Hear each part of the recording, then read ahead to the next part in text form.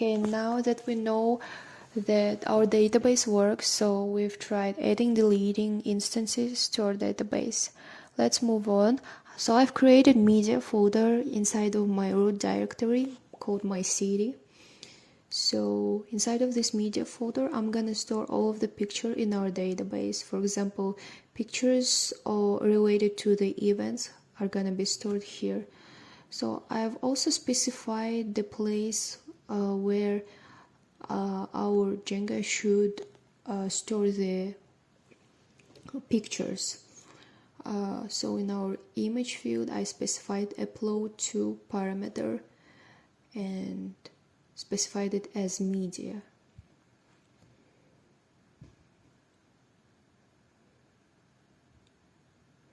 And also in my settings.py, I've added several lines of code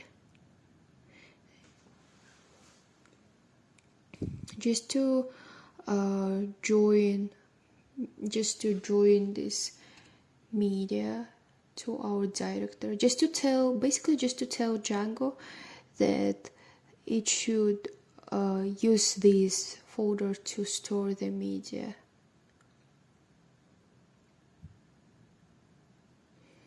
And also in urls.py of our my city directory, I've added several lines. You can just copy them.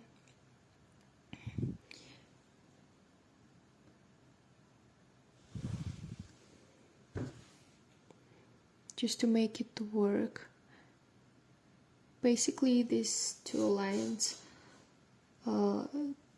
tells the Django that there's gonna be a folder called media, and it's gonna store all of our media patterns. So now when we go to our admin page, you can see that now you can upload pictures and photos. So along with title, date, and description, the database is gonna hold picture.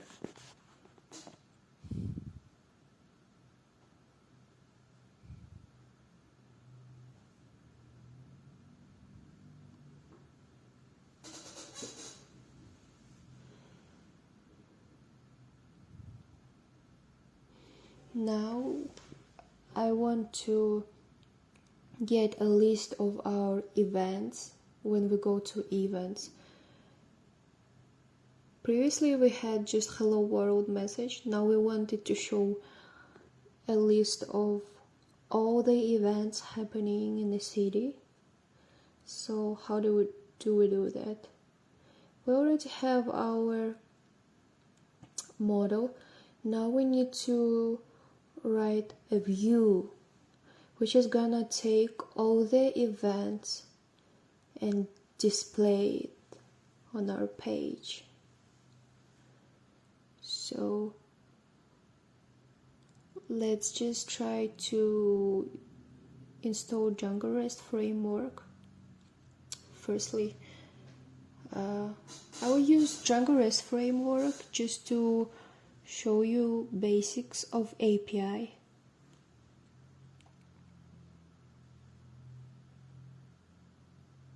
So I've installed Django REST framework.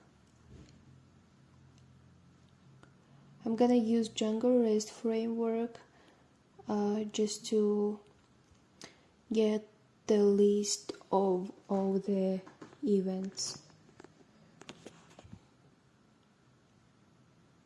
Okay, let's add Django REST framework to the list of our installed apps.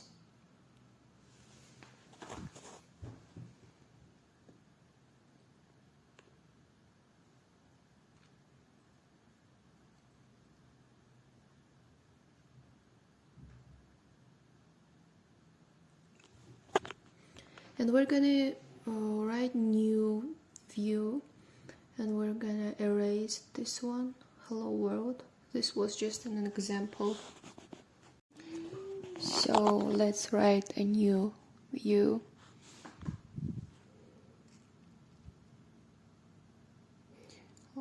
Let's firstly import REST framework generics. Let's just do a few imports. We need to import list API view so that we can work with the list of data.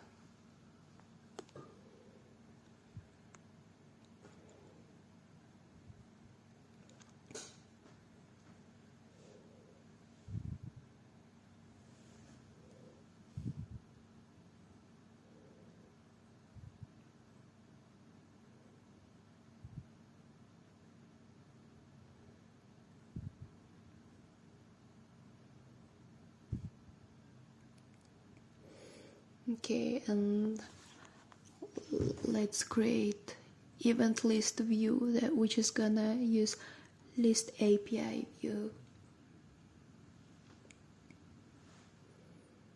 And let's pass for now.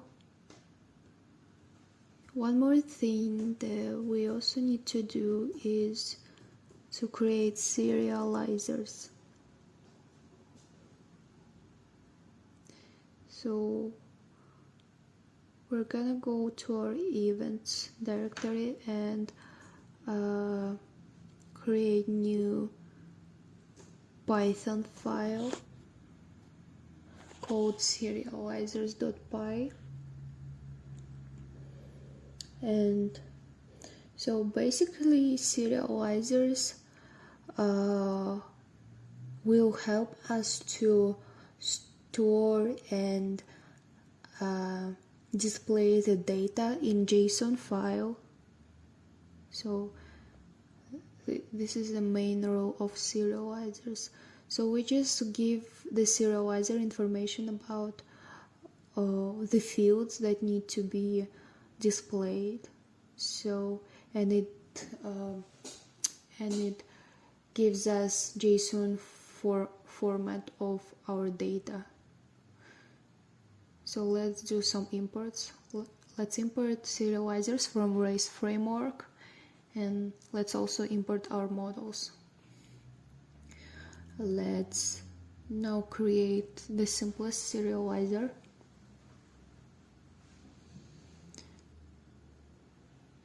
Which actually uses serializers.serializer class.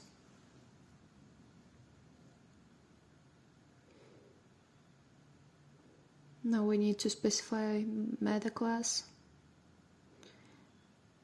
Also specify model, which is event.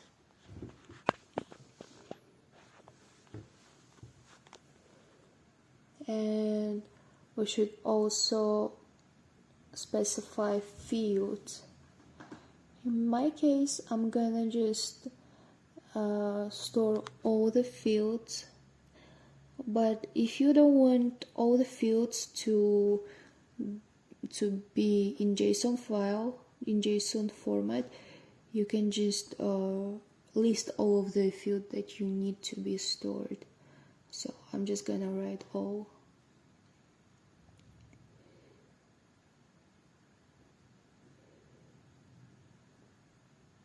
So this is the most simplest serializer. Basically, this is just a thing that takes your data and provides it in more convenient way of reading. Okay, now let's go to our view and import the serializer that we have just created. Let's use it to return the list of event instances on our page. Yeah, I also forgot to import models. Let's specify model.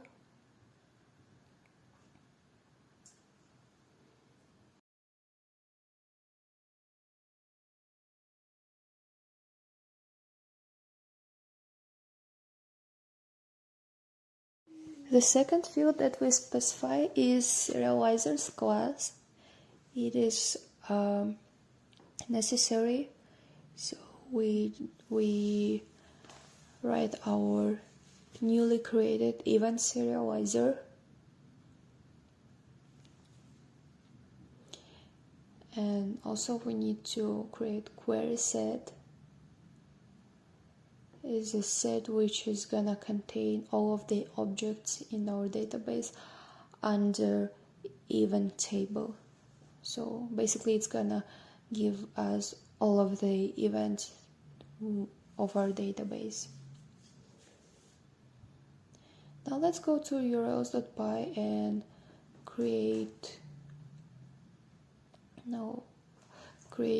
new pattern for this view.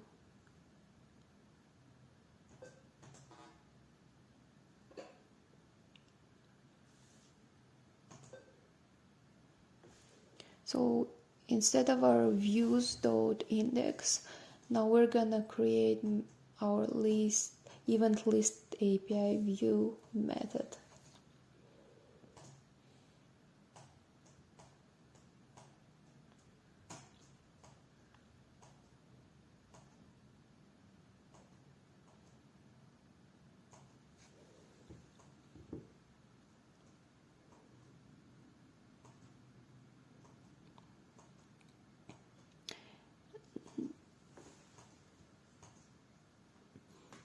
Now when we go to our event slash, now instead of hello world, it gives us a list, a dictionary with all of the events in our database with their title, date, description. So we have our first event called some title. We have our second event called IT shop. So yeah. Now that we know how to get information in a JSON format, let's try to get our data using HTML. So for that I'm gonna create new folder called templates in our root directory called my city. So here I'm gonna store all of the templates, HTML templates. So let's create new file called index.html. So this is gonna represent our main page.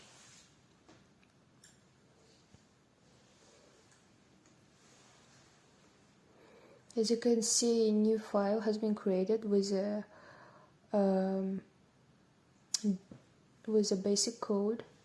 Now let's go to settings.py and add this line.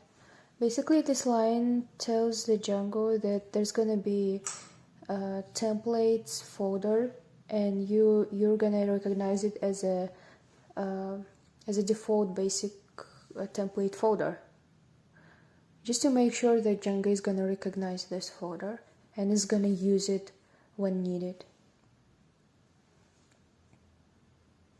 Okay, in our views.py, I think I'm gonna build new function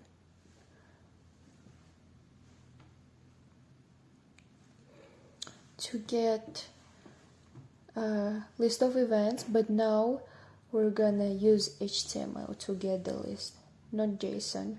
I'm gonna call it events list, and it's gonna use request.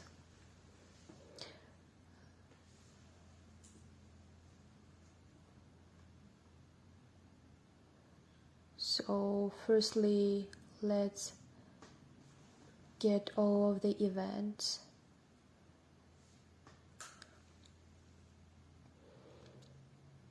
So to deal with HTML, we need to pass the data from backend to the front end, and we're gonna do that using context.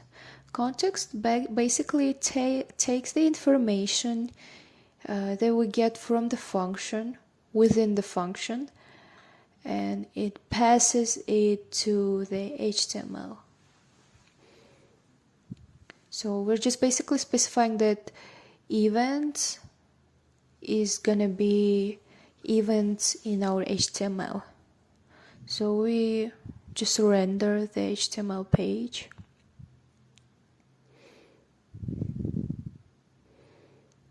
We're specifying the template that's gonna be used. In our case, it's index.html, and we also specify context. Basically, context just helps us to pass the data from the function to the template. Okay, let's open our index.html. Here, just to demonstrate you that it works, let's add title called main, because it's gonna be a main page. Actually, I'm not good at HTML and front-end side, but I will. The main goal of this video is just to show you the basic principles of work of Django.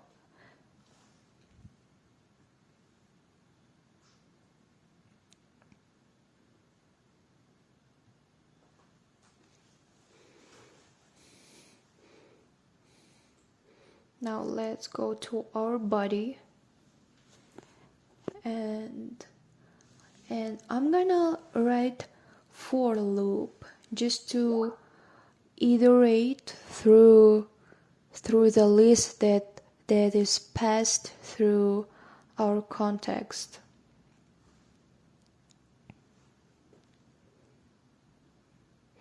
Yeah, let's also close the loop.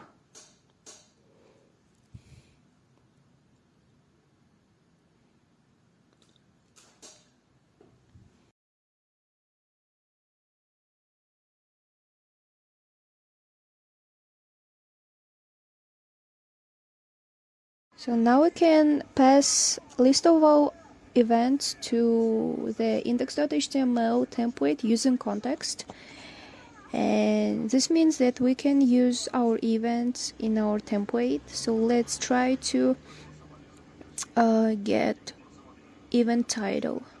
So we're basically iterating through the list of our events and displaying them in our HTML file.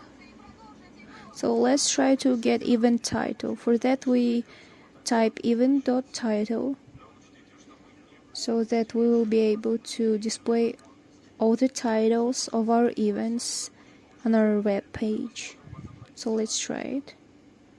Oh yeah, I forgot one thing actually. When you're using objects passed from backend, you should use curly braces here. So yeah.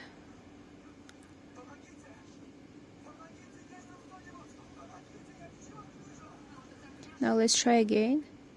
As you can see, we were able to get all of the titles of our events. So that means that data from backend to frontend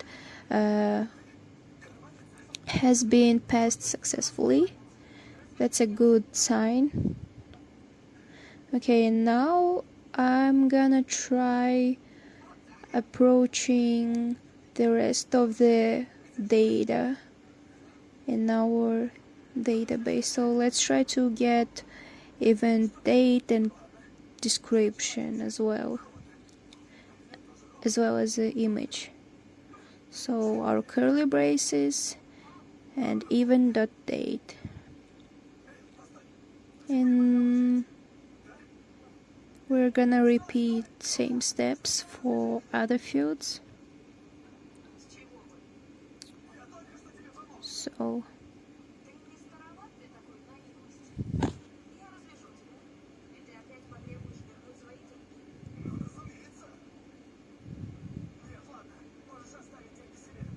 So the result that I'm expecting is a web page with all the events displayed within their fields, like data, description, and title.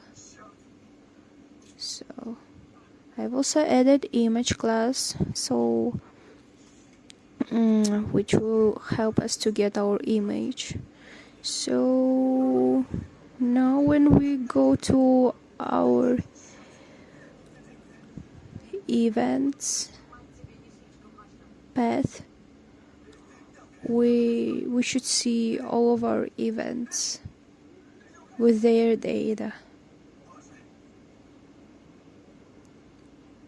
As you can see, we got all of the information that I needed, but as you can see, it doesn't really look good, and I want it to look something close to the web page that I showed you as an example.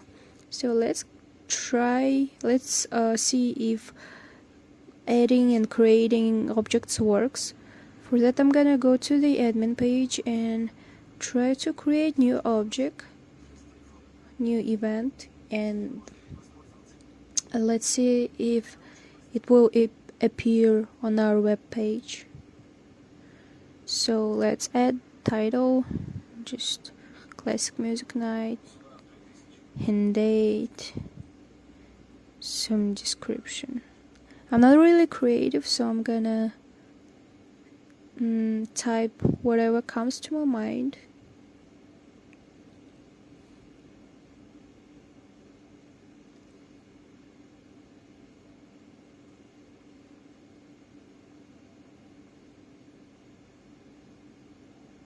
Okay,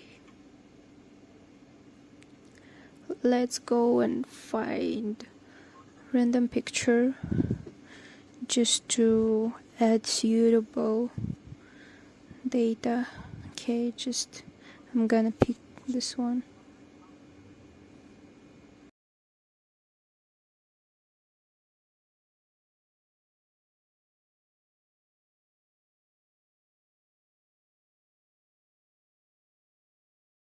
So we have created a new instance, and now let's check if that instance appeared on our web page, if that can be called as a web page. So as you can see, now we have our classic music night that is gonna be held on 30th of September, and the picture is also here. So that means that now we can create data and we can pass it to the front end, and this actually works. But as you might notice, that doesn't really look like a web page, or maybe just like really simple and bad web page. And later I'm gonna modify it, add some more HTML and CSS, and let's see the result. So I have modified my web page a little bit. I didn't change the structure, I only added more HTML and a bit of CSS. So I've created my CSS file, which contains all of the styling of our web page, and I also used some Bootstrap. And here's our CSS file. It's not that much, but as you can see, let's show how the web page changed. I just wanted my web page to look just a little bit more realistic. So this is how our web page looks now. As you can see, we still have all the list of our events. I also added search system, so now you can search through the events. As you can see, search system works. I like it. And also added some buttons and some links. Now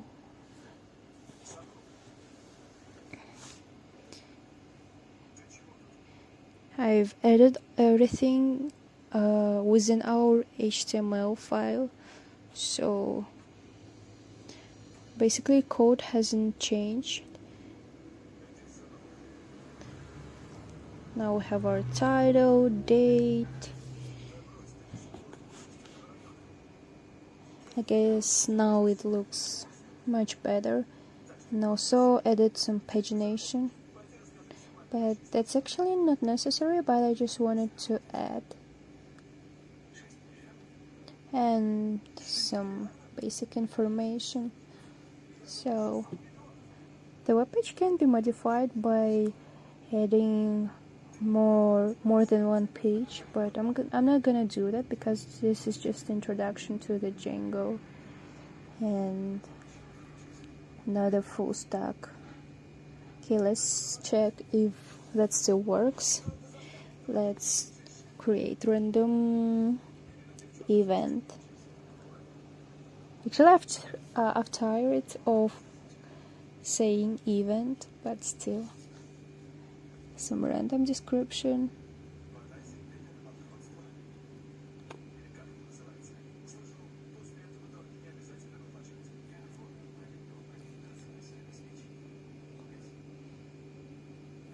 A picture and save. Now when we go to our web page, the newly created event should appear. Okay, let's check. Now as you can see, we have our Harry Potter night appeared on our web page. That's been added to the end of the list. And I really like the fact that it actually worked, because it took me a while to connect backend to front.